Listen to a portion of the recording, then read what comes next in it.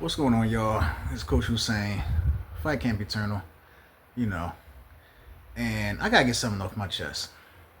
So recently, well, we all saw the presser, okay, the conference between Canelo Alvarez and Terrence Crawford, for their upcoming fight. And one thing I don't like is how what's the guy's name? Turk Al Sheikh. He basically is trying to implement a no running rule. Basically saying that both fighters have to engage and one fighter can't run around and have the other fighter chasing them the entire fight or whatever. Let's just call the no running rule what it is, the William Scholl rule. Okay? Here's my problem with that rule. It's a one-sided thing. We all saw that fight with William Scholl and Canelo Alvarez. Why are we punishing one person for that rule when both fighters, both Skull and Canelo, neither one of them were really throwing any punches in that fight? Seriously, go back and watch that fight. You will see that neither one of them really threw punches like that. It wasn't really a lot of exchanges going on. But they favored Canelo and protected Canelo in that fight and put more of the onus on William Scholl to engage Canelo. Why is that? Why is it that William Scholl had to be the one to engage Canelo as opposed to, Canelo engaging Scholl? It takes two to tango in the fight. You can't put the stress on one fighter to engage and give another fighter leeway not to engage. You understand what I'm saying? That doesn't make any sense. The emphasis should have been put on Canelo just as much as Scholl to fight. This what Turk Al Sheikh said. We're gonna enforce a rule, so we're gonna make both fighters fight. You can't do that. You can't make people fight, even if they agree to fight. You can't make them actually throw punches. This ain't Rock'em Sock'em Robots, okay? This is not how this works. If two people agree to fight, when they get in the ring, they gotta engage each other, okay? And this is also stupid because what you're basically saying, or what's being implied is, you're telling fighters to say to hell with skills. And I'm glad that Bud responded the way he responded when he heard about that rule and the I don't know which one of those guys said it, but His Eminence, I think it was Turk Al Sheikh, and he said it. You're gonna have an incentive to fight, and you're gonna be, I guess, punished to somehow. How I don't know how I can't remember how you worded it, I should say. And Bud said straightforwardly, I want to fight my fight. And that's what Bud should do. That's what any fighter should do. Fight their fight. We have this idea that guys are supposed to just, slug it out in the fight. People want Hagler and Hearns for every single fight. That's not how every fight should go. Okay?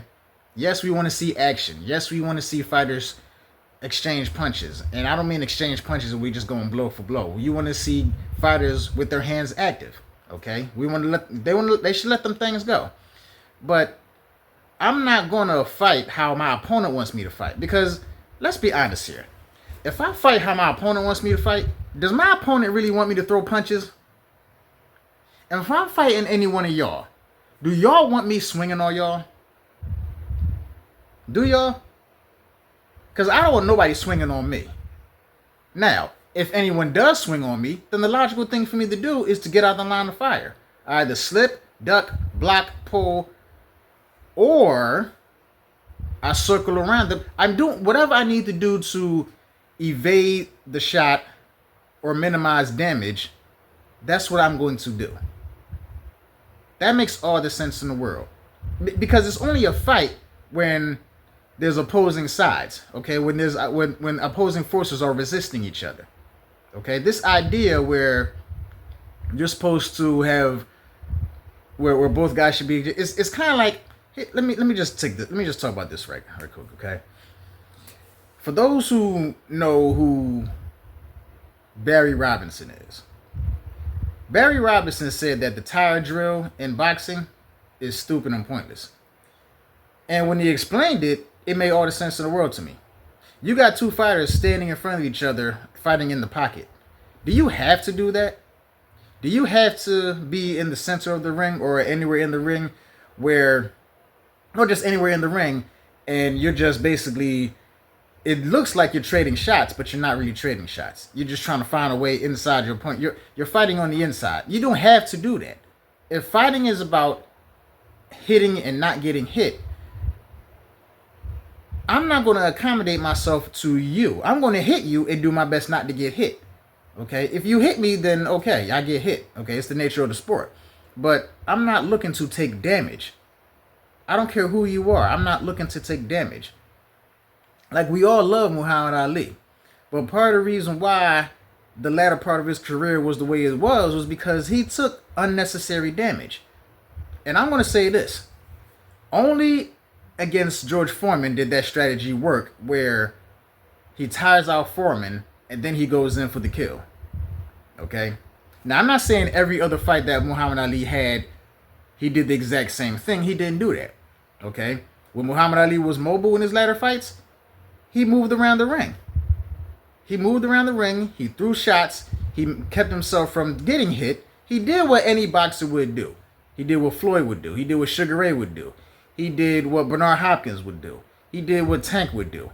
You can't name the fighter and think that they're not supposed to deviate from the prime objective of boxing, which is to hit and not get hit. So this rule, this no running rule, and I get it. No one wants to watch a fight and there's no fighting. Then you're not really watching a fight. You're just watching two guys in the ring. They're not doing anything. They're supposed to be fighting, but they're not fighting. But to impose or force people to fight, you can't do that. Okay? This is just a bad look any way you look at it. All right?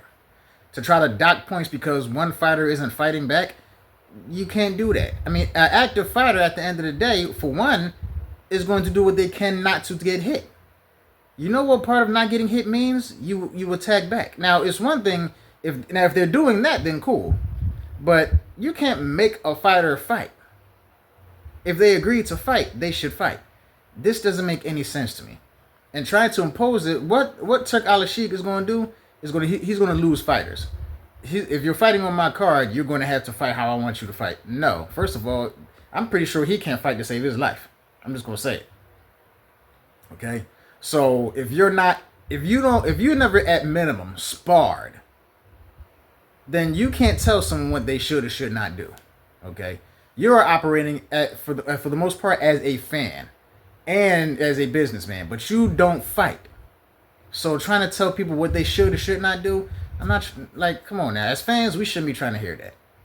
You can't make someone do something they don't want to do. All right? Like, we would always talk about, and here's the ironic thing. We talk about Floyd Mayweather being a boring fighter. Floyd would do his best to hit and not get hit. That's what he does. And he is arguably the best at it. Okay? If we're really being objective about it, because a lot of people don't like Floyd for personal reasons, but if we're really being objective about the sport, it's hard to say Floyd wasn't the best at hitting and not getting hit. Okay? Who has a greater argument than that? And if that's the objective of boxing, we basically talk about someone that's the greatest of all time. But I just don't see how you can tell someone to do that. Okay? But I really don't like how one-sided this is, because now we put the fault on William Skoll. Like Canelo wasn't, like he was letting his hands fly. He wasn't doing that. Canelo wasn't letting his hands fly. Just as much as William Skoll wasn't. They just favored Canelo because he had that fight coming up with Terrence Crawford. So what do? We're going to put the blame on Skoll. Because Skoll was running around the ring. He's moving around the ring. I'm not going to say running. He's moving around the ring. He just wasn't letting his hands go like he should have. But Canelo wasn't doing that either. Throughout that whole fight, they both landed like 55 punches. And Skoll only landed one more than him. But they played favorites. Even the announcers, if you go back and watch that fight, played favorites. One actually spoke up near the end of the fight and criticized Canelo. But stop trying to tell people how they should fight. Okay? Let's stop that. If you don't like watching a certain fighter, don't watch their fight. If you don't like watching Bud, don't watch the upcoming fight. If you don't like watching Canelo, don't watch the upcoming fight. Period, point blank. But you can't make people... You're trying to have them pay more money to basically say, let me throw away what the game plan that I have for this fighter and just because I want to please the people that are paying me, I'm going to put my health at risk. I'm not doing that. I don't care who you are. That's just the dumbest thing you could do. All right. That's my rant for today. All right. I'll see you guys later on in the week with more videos, but I just needed to get this off my chest because this is real stupid, okay? Like, you can't deviate from what works, and you shouldn't deviate from what works. Don't go into a fight. If you're a professional fighter, don't go into a fight trying to satisfy the crowd, because the crowd don't care nothing about you, especially when you lose. They love you when you win, but when you lose, they don't care nothing about you. You will literally become a meme or a GIF when you lose, okay? Depending on how you lose, all right? That's my time. I'll get at y'all later, all right? Until then, train daily.